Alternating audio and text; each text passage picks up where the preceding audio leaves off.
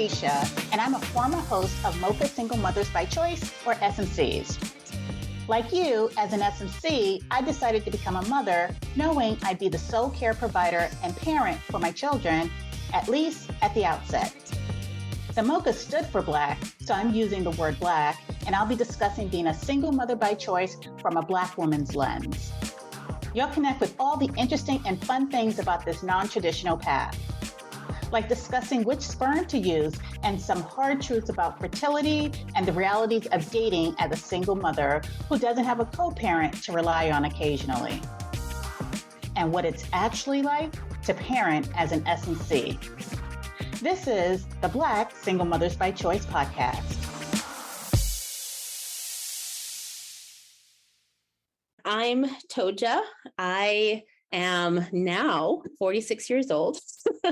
And I have 7-year-old twin boys. I have survived.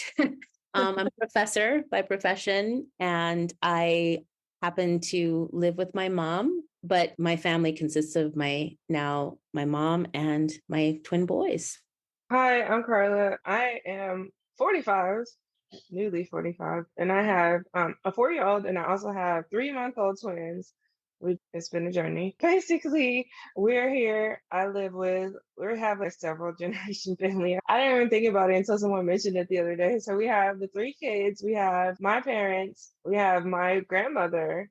So what's that, like 4 generations? And we also have my brother in the house. So that's a lot of adults and 3 kids. So we kind of sort of make it work, but it's a work in progress most of the time because of health challenges and multi-generational things that happen between like infants. And my grandma's supposed to be, I guess we're not supposed to say exactly how old. She's octogenarian. Interesting dynamic between all the different, I guess you could say, like generations. We make it work for the most part. We are down here in Texas, good and bad. That's where we're from. So that's awesome. Thank you, ladies, for joining us. So the first question I have is, how did this happen? Was it IVF, IUI? Did you plan for this? Was it just, oh my gosh, I can't believe this happened? How did we get here? I did IUI.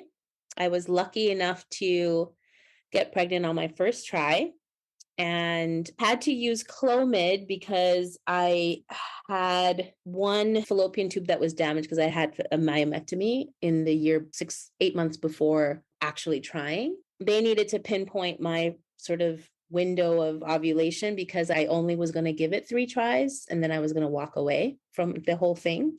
I wasn't going to be that person that would try into my 40s. I had some fallback plans. And so I did decide to take Clomid to make sure that I had my best shot with the IUI. And they warned me that I would possibly have multiples. But I also was told that one of my fallopian tubes was damaged. So I just was like, when I was ready to go the first time, that it was the damaged fallopian tube that had produced the follicles and I had nothing on the other side. The second try, I had one sort of very nice follicle set up and the other, my damaged side, I had 2. So I was like, it's very interesting how this all happened, y'all. So then I show up on the day and they said, we have good news and bad news. I'm like, okay, give me the bad news first. We don't have a full vial. I'm like, what? But good news is we have enough for pregnancy, but you get a free vial because the cryobank that's their policy. They'll give you a free one if they mess up. She said, you want to go forward? I said, I'm here. It's all thawed. Let's just go ahead. So these babies just like really wanted to come. They wanted to come. Okay. I'm also half Nigerian, so we're highly fertile. And my PCOS, the way it shows up, is not in terms of fertility. I've never had any issues with my cycles or anything. I was very regular. And we have twins in my side of the family. I went back later and checked, and sure enough, he has twins in his side, the donor. Oh, no. And I'm 38 years old at this time. So my body's, let's do this. And yeah, first try, first shot, partial vial. And I walked out with some twins. Apparently one of those, both fallopian tubes must have been working.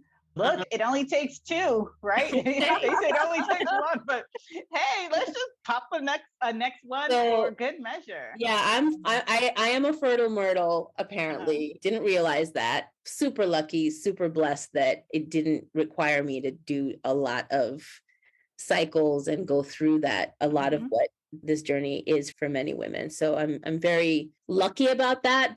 Carla, so tell me what this is like, because I know we had like little bits of chats, and it's just because we both have had long journeys, and it's just like, should I or shouldn't I? And so tell us Right. a little bit about your journey and then the decision.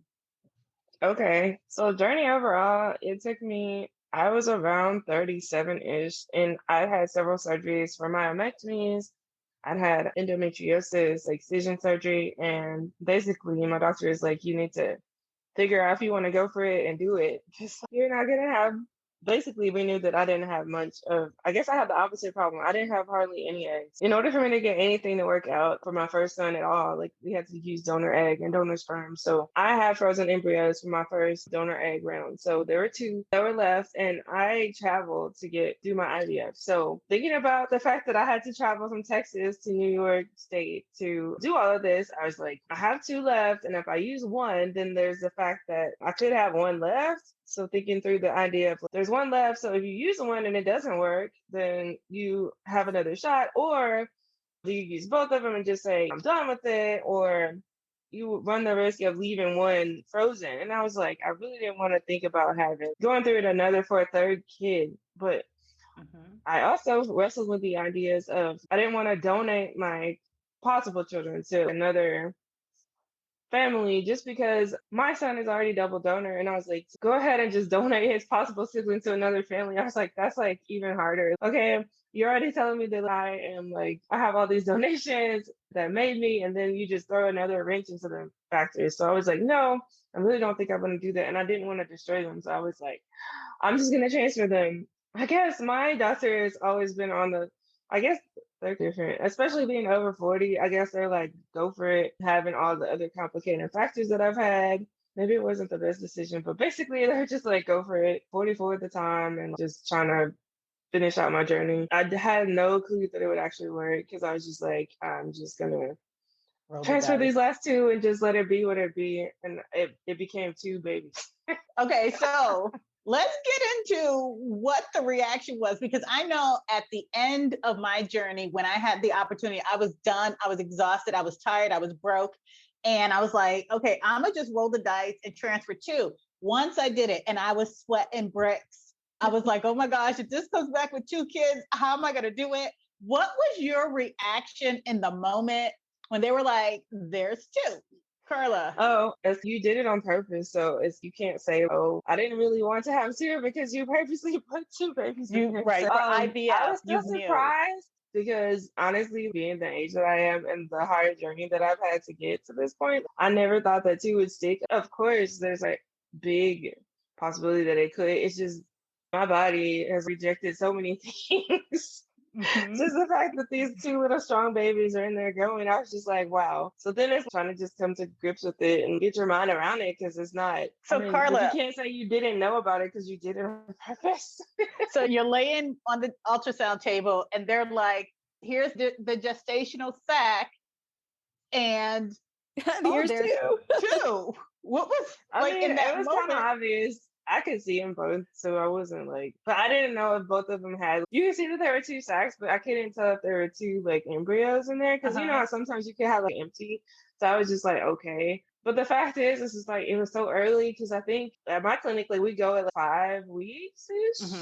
So it's super early. So you don't know if the other one's gonna make it. You know, it may not. Just going week to week. I still was like on pins and needles, because I was just like, it's so early. It's common that you could lose a twin. I just really went into thinking through all the It was like somebody had dropped ice water on me in that moment. I was truly like stunned, because I don't know what it was, but there was a part of me that just expected to have a harder time.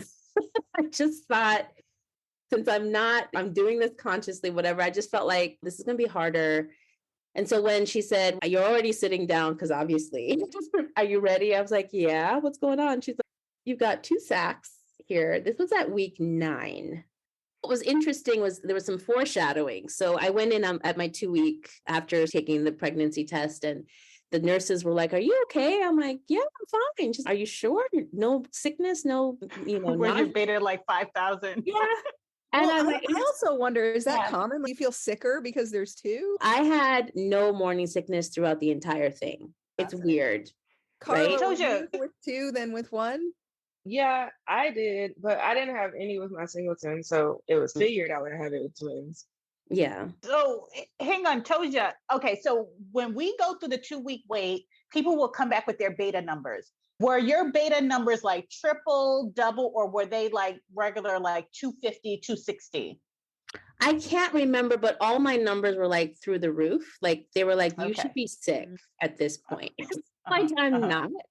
I was like mother goddess all the way through about week 16. uh-huh. 16 is when things start to get difficult for me. But I was like, my hair was gorgeous, my skin was glowing. I just looked like Mother Earth floating through the world. But in that moment, that's like my first clue. And then the second clue is I was on a job interview, and I was getting ready, going through the airport, and I love bacon. And that morning, I wasn't having it. But this was well before that 9-week scan. And so that's when they did the ultrasound, and they were like, "You've got 2 sacks." You could see them, little babies floating around. I was like, "Oh my." And the first person I called was my mother, and she just lost her mind. She was like cackling. It was like the best thing on the planet. Oh my God. Literally, like she was all about it. She was so delighted. And I'm like, "Oh my God, Mom." Like, I'm like, I need to think. And I kept saying, I need to think. I need to think. I need to think. Because I had planned everything. I had money put away for childcare. I'd saved all of that. I had my little 3-bedroom, beautiful. Right, because you were one and done. I was about to be one and done and keep it moving. I was a traveler. If I wasn't going to have babies, I was going to be Auntie Mame, take my nieces and nephews around the world with me. It was going to be like, woo, we're cute, out and moving. So everything just got arrested for 3 weeks. I was absolutely stunned, in shock for 3 weeks. I couldn't think. I kept saying, I need to think through all of this. And then it was interesting because then after that, I was like, okay, I got to reconfigure like everything, including My life. like the name. Like I had a name for my child and I'd had that name for years. And now I got to think of a second name. And in our culture, naming is very serious. And so that was a whole project. But anyway, it was real intense and I was not happy. I wasn't happy. I'll be very honest. And thank you, Toja. We're going to come back to that. Carla, quickly, who was the first person you told and how did you tell them? Wow, it was all like pretty much a blur. I probably called my mom most likely because she had been going through some of her own health challenges, and I told her in the middle of it like what I was trying to do, and like she's always been very supportive of me. But yeah, I guess for the longest people didn't believe me because even my first pregnancy, like no one could really tell that I was pregnant, like even up to the end, like even with twins, like she would still ask me, "Are you sure it's 2?" And I'm just like, because at this pregnancy, no one came with me to any of the scans, so no one really got to see it in person. Even though I had the pictures, and I was just like, no, like there's really 2, because no one people see me and they're just like, I think it was May, and I have them in June, and like people saw me and they're just like, how did you have twins? And I'm just like, I had twins. Are you tall, Carla? I'm 5'7", but I think it's just the way that I carry it. I'm not a tiny girl, but it's just the way that my body carries the babies. It just doesn't look, obviously, unless I wear something like with a high waist, which I don't own because I just don't like the way it looks. Literally, it doesn't look like I'm pregnant. Girl, I am 5'3", and one of my babies was he was trying to be a 10-pound baby if he was in there by himself. The other one was trying to be 8 pounds because we have big babies in my family. And I'm 5'3" with a short torso. I got long legs, but really short torso. And so people were blessing me on the street, seriously. Aww. And so that's what I was going to ask. Like, how was the pregnancy? For me, I hated being pregnant and I was like in pain and I only had one in there. So I just can't even imagine at a point it has to be painful. It's a haul, like I said, because I'm so short. I looked full term at week 18. And at week 12, I was a runner before all of this. I stopped running at week 8, started walking, couldn't walk after week 12. Had started having round ligament pain, which is like it's like this low grade gnawing kind of pain that's just constant. Stopped being able to sleep in a bed at about week 16. Had to get a recliner to sleep. The one thing that I developed was carpal tunnel, the pregnancy carpal tunnel that you get. I didn't have any swelling in my feet though. No, I didn't feel stretch marks, didn't see them because I was nursing my skin constantly because I was so terrified of what these babies were going to do to my body. But yeah, I mean, by the end though, the stretch marks were absolutely terrible. I had open wounds after the babies came out and had to use scar ointment to heal them. And I now have SI joint damage on both sides. One side is stuck, the other one is loose. And so I look like an old lady most mornings when I wake up. And it's going to be for the rest of my life. And I can no longer run, even though I didn't give birth vaginally because of my myomectomies. I had a C-section. I still have issues with my pelvic floor because the babies were so big. But yeah, by the end, I was very uncomfortable. I had to walk with a cane. When I went to stores, I had to get on those little like scooters. I think you blessed me like when I would zoom by. I think one time you described it as broken. My body was broken. Yeah, they literally I felt did. that. They did break my body. I'm in chronic pain as a result every day. How about you, Carla? How did it go? It wasn't too bad besides like the nausea until I would say like halfway through the second trimester. But then I think one of them decided to take up residence near under my lungs, which made me feel she was transverse a lot of the time. So it always felt like something was right up underneath where I was breathing.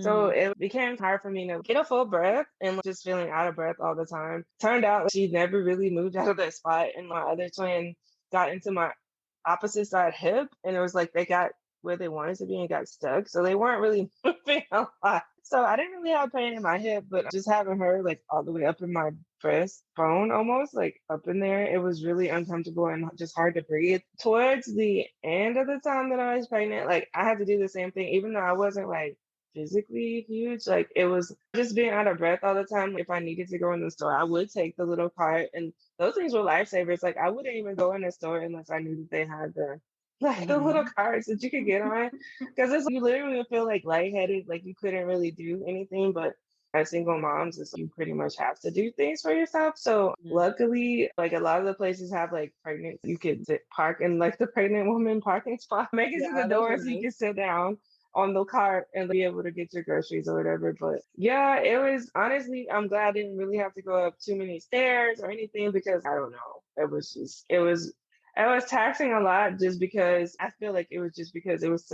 so even though my babies weren't big, it was like the way that they're positioned. I think it just caused me to be out of breath and just uncomfortable. You were carrying twins, so yup, uncomfortable. Right. How many weeks did you end up, Carla? 32 weeks. 35. For twin births, 37 is considered full term. If there was one thing that you could say was the most challenging about your twin pregnancy, ending at the pregnancy point, just focusing on the pregnancy, what was the most challenging part of the twin pregnancy? Sleep. I already was losing my sleep. Like, again, it was about week 16 when I couldn't sleep in my bed anymore. And I was like so miserable that I was like out shopping for a chair. So yeah, I was miserable almost every single day after that point. I would have to say towards the end, it was like complete fatigue. And I'm used to having fatigue because I have some autoimmune disorders and stuff, but it was just the least little thing, the least little exertion. It was just like you were just wiped out from just doing your normal everyday activities. It was just a lot on your body and just like trying to make it through the day. All right. So now let's go to like babies are out. What has been like the most surprising or like the funniest thing that you have experienced since being a twin mom? I'll say for me, honestly, I think this is not really about being a twin mom, but I think all of us can probably relate. But just the wonder of watching these humans that you created interact with each other. I didn't really get to experience this properly until they were about 3 or 4. And then it was absolute magic, the connection that they have with each other and the friendship that they have and how they communicate is just such an intimate thing. I thought having 2 at once would rob me of some bonding, that I wouldn't have that kind of deep bonding with them, but we're actually bonded as a trio. We are a sort of unit, a threesome unit, and it's a beautiful thing. We haven't had much time because we're not quite 4 months old, but I would say it surprised me the most is even though we're 32 weeks gestation, that they really didn't have a lot of complications that made us have to stay in NICU for more than a month. And the only reason why they were still in the NICU is because they needed to grow stronger and bigger. Amazingly, they didn't have a lot of those obvious things, like they were on oxygen or they came off of that stuff. Like I saw them on my 3rd day after giving birth. That's a whole part of the story. We got separated between the hospital where I gave birth and where they ended up in NICU because of capacity issues. But when I saw them on the 3rd day, like they were already on room air, like they didn't really need a lot of support. So that was a pleasant surprise because like at 32 weeks, I mean, there could be a whole lot of different complications that could have happened to them and they were mostly fine. So yeah, so that was going to be one of the questions I wanted to backtrack to. So we talked about the pregnancy, but what was delivery like, right? Because we get to this point where people are just like, yeah, they think of twin pregnancy. They skip over the critical steps where things can get hairy in terms of jobs, in terms of finances, in terms of health risks for both mom and baby. And then they jump from the pregnancy all the way to, oh, I'm taking pictures of 2 in matching outfits. But what was the labor and delivery like? For me, it was surprising because I really was pretty fine up until I wasn't. And then when I wasn't, it was real fast because the babies were in distress. And I was lucky enough throughout the pregnancy, I was being tracked and going in every 2 weeks. I had gone over the sort of anxiety over developing gestational diabetes, which is a major thing with twin moms, gaining 50 to 60 pounds, which is regularly what people gain. And so I had passed through all of those hurdles, and the fact that my twins were still alive, which is a whole thing into itself. People don't realize that many twin births don't come to term. Like many of them actually don't make it. And then, yeah, the actual day of delivery was, again, this moment of shock that I'm in it. And I remember my mom driving me to the hospital. And this was like, I had Braxton Hicks contractions 2 weeks before, and they'd calmed down. And it felt like that again. And they said every time I had it, because I had high risk pregnancy, I had to come in. But this time it felt different. I was like, I'm not ready. I'm like, my mom's like, there's no way, like, you have to go through this. And just realizing my doctor that had been following me the whole time, I had a Nigerian fetal maternal specialist who was amazing. And this Black woman who was my OBGYN who I loved. And then all of a sudden the day of, no one was available. And I had to have this Lebanese doctor who was beautiful. He was wonderful and very sweet. So I was lucky that way, but I was freaking out. What? No one is here. I remember being they were prepping me for surgery, and the anesthetician was like, bend forward, we need to inject you with the anesthesia. And I couldn't because my belly was so big. Mm-hmm. And he got so frustrated that my doctor told him to leave, and they had to get somebody else to do it. And then my doctor very gently held me and pulled me physically forward to help him get it done. And the rest of it is history. And it went pretty quickly, the C-section. I wasn't traumatized by it at all because I knew that's what was going to happen. But the aftermath was what was more, for me, traumatizing, because I had these really massive stretching in my skin, and they had turned into basically these gashes in my skin. And I had to recover from that in addition to the C-section, and try to produce milk while my babies were in the NICU. So it was just a lot. And I could barely walk because I have severe diastasis. Mm-hmm. So my muscle walls are separated vertically, as well as they pulled all the way up. So there was literally nothing holding my muscles down to my pelvis, basically. Oh. Everything had bumped up. So if you looked at me, I had this huge mass of belly and then nothing. And so that's all what happened in the aftermath. And in my recovery from all of that, it took several weeks. I could barely walk. I couldn't go upstairs for a while. Carla, what was your experience like? How we even got there was because I decided to go in one day. I had mentioned how I've been out of breath and just like super, super tired. And I was just like, you know what? Even though I was being followed pretty closely by my doctors at that point, I was weekly. I was either going to see my OB or I was going to see the maternal fetal specialist because I had a liver complication called cholestasis of pregnancy with the second. It wasn't more severe. It just was something that they were following. So I was going, but I still just wasn't feeling good. And I was just like, let's go to triage. Normally you go to triage and they hook you up to the monitor. And they're like, oh, you're good. And then they send you home and you're just like, okay, I don't feel any better, but at least I went and got on the monitor. But this time I went in and they're like, nope, we're keeping you because something was going on with my kidneys. Up until this point, like they still haven't quite figured out what happened to my kidneys.